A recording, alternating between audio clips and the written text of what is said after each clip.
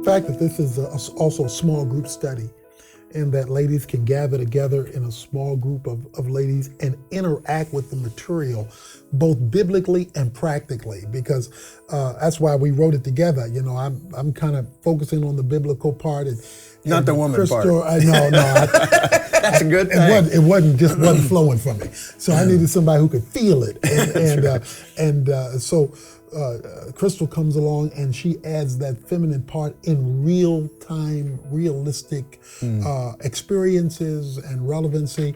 And so I think women will be able to sit around a table, sit around some coffee and cookies and tea, and be able to vibe with one another over the practical realities of what it means to be a woman, but the biblical hope of what it means to be a kingdom woman. And I think that will add a uniqueness to the study surrounding kingdom. And that's a great idea, because if you look at women traditionally, women had that before technology took over our lives. You know, 100 years ago, 50 years ago, women were together. They raised their kids together. They prepared meals together. They just hung out together a lot more than they do today, when you just simply put your garage door opener up and go in the house and get going on all the chores. And so that kind of curriculum study helps women connect. It does. My grandmother used to lean outside of her window when she wanted to have a conversation with her friend next door.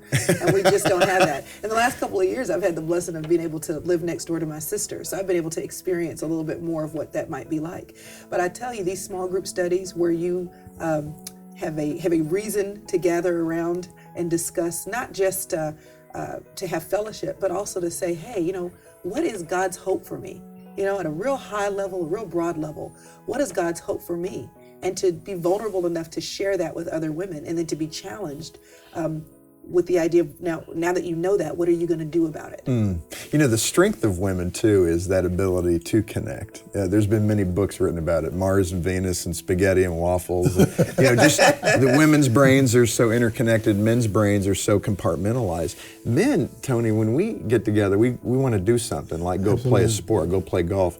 And a man can go play golf all day with another guy and get back, and his wife will say, how's Betty, his wife, the guy you played golf with? And he'll go, I don't know, we never talked about it. Didn't even know he was married. You know, right, exactly. It is such a weird thing. Men just do stuff, and we don't necessarily connect. Women need that, don't they? Yeah, absolutely. I've had women's groups in my home, and we have husbands that are calling for their wives. Where are you? You should be home by now. Because we're just so excited to get together and have the experience to share.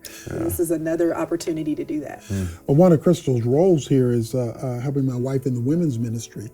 And that also intersects with our small group ministry. So she's actively involved in connecting women with other women with other needs. And it's exciting to see women bond with one another so naturally and helping one another. It's a fight to get men to do that, because being vulnerable and being a man, they don't equal, okay?